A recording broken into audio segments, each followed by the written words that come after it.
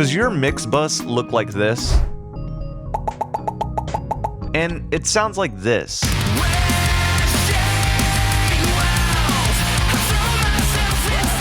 You need to take control of your mix bus. Hey guys, Joey here, and in today's video, I'm going to show you how to set up a mix bus. This is a bus that everything in the song passes through. Sometimes it's tough to know what should go on in the mix bus, especially for beginners.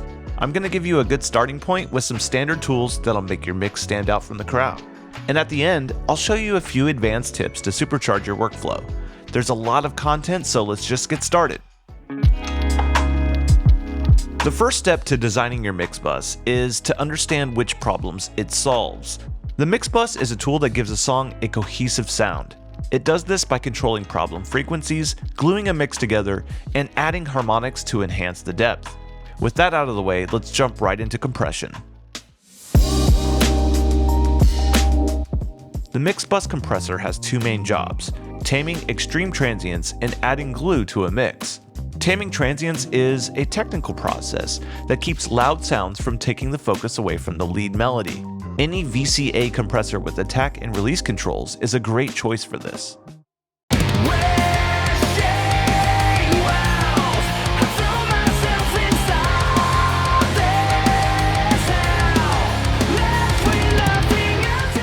This compression can be applied to specific frequencies with the multiband compressor.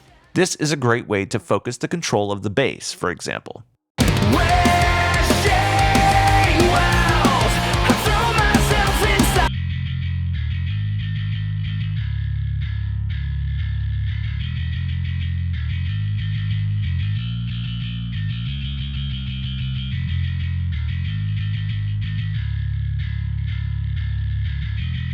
Glue is a little more complicated. The goal is to get the song to react to itself to create a sense of movement. An uncompressed mix will push and pull the sound separately.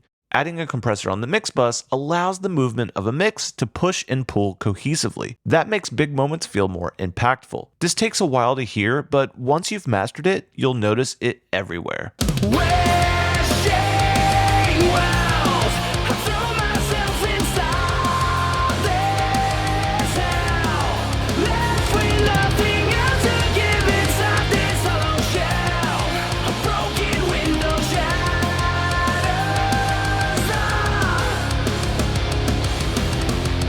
Pro tip, the first step of a glued mix is proper editing. If your tracks don't really hit at the same time, it won't glue no matter how the compressors are set. EQ is an important tool on the mix bus. It's one of the last chances to adjust the brightness or darkness of a mix.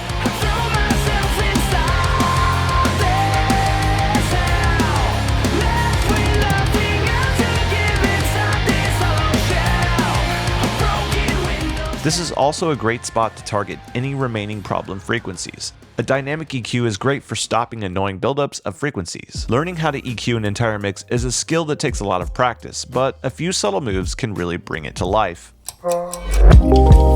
Another great tool to use on a mix bus is saturation. The goal is to get a more exciting and full sound by adding harmonic content to the entire mix. Depending on the goal of the song, this could range from super subtle tape emulation to all-out distortion. I'm going to use JST Maximizer to apply some saturation. Check it out.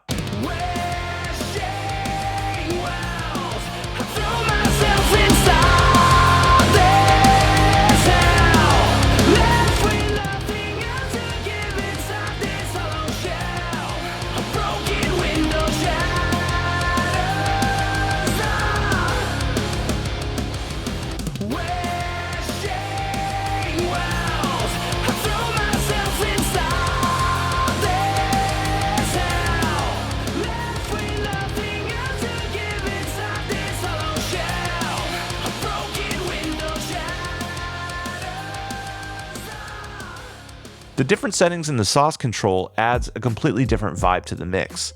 Which one was your favorite? Let me know in the comments below. Enhancing the stereo field is a trick used by mixing and mastering engineers for ages. Maximizer has widening tools built in so that you can try this in your own mix. I'm going to start by controlling the low end. For these examples, I'd recommend getting in a good listening environment. Phone speakers just aren't going to be able to accurately reproduce the effect.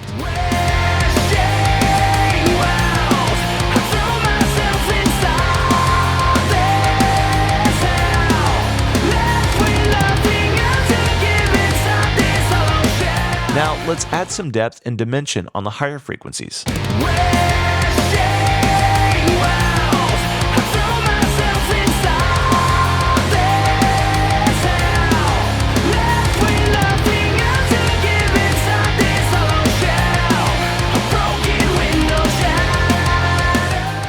Awesome! The guitars feel a lot wider and the drums have a little more depth. This trick is awesome in small doses, but pushing it too far can make things sit unevenly. If you feel like you have to push a ton of wideness on a song, there's probably an issue in the EQ of the individual tracks. Now let's get into some of the more advanced ways a mix bus can level up your production. Did you know that you can set up more than one mix bus in a session? This can be done to create alternate versions of a mix. It's also great for optimizing a mix to be mastered on different formats. To set up an alternate mix bus, create a send from each of your instrument groups. Then adjust the levels going to this bus. I'm going to create an instrumental mix, so I'm going to send everything evenly and just leave out the vocals. Now when I print this bus, I'm only rendering the instrumental. One cool tip with setting up buses like this is that you can print the song once and get all of the alternate versions that the artist or the label may need.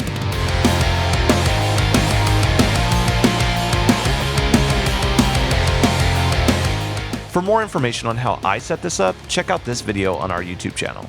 Another effective use for alternate buses is mixing for different formats. Different streaming platforms have different loudness standards, and your mix will sound different at these standards. Check it out.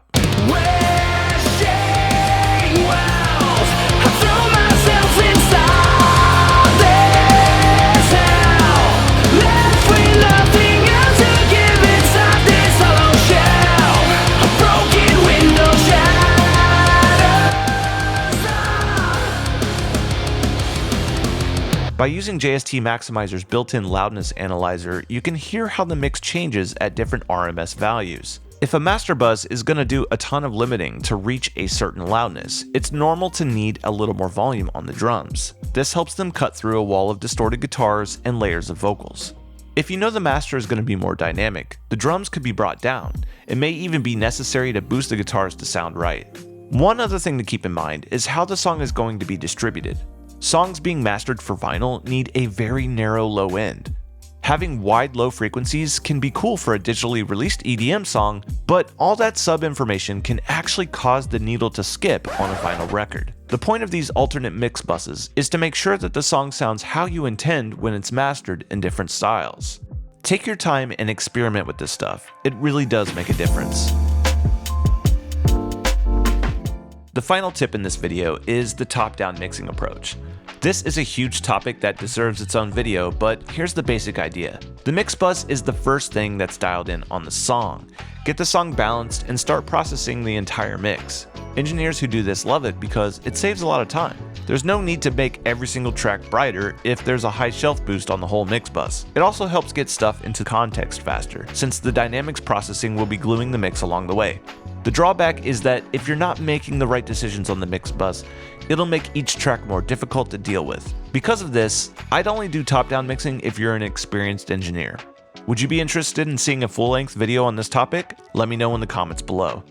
And that's it. The mix bus is an insanely powerful tool that's often overlooked.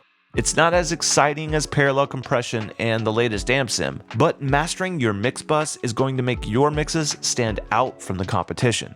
If you want to add size, volume, and excitement to your mix bus, check out JST Maximizer. This plugin is the perfect final step to the mix bus. It uses a set of custom designed dynamics, saturation, and stereo field processors that can take any mix to the next level. Download your free trial today at joeysturgistones.com. Thanks for watching, and if you like this video, hit that subscribe button. Don't forget to check the links in the description below and tap that bell to get notified whenever we upload new videos. Until next time, happy mixing.